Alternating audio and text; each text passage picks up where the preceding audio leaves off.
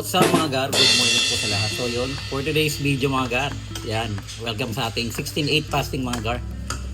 No rice yan. And then ang ating ulam for today gar is, nakita nyo naman sa intro pa lang natin, di ba, yung sinigang na bangus mga gar.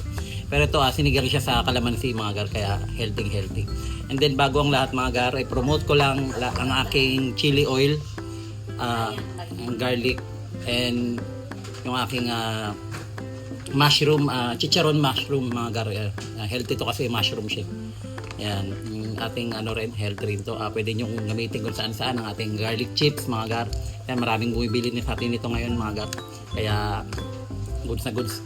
Yun ang ating yung natin, sinigang natin na bangus is may may okra. Hindi lang basta okra, maraming okra mga gar.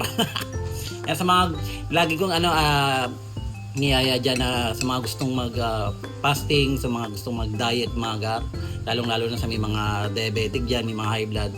Yan, try nyo rin mag 16-8 fasting mga gar, talagang goods na goods. So yun mga gar, napang hinihintay natin. Kain tayo, pero bago yan ay magdasal muna tayo.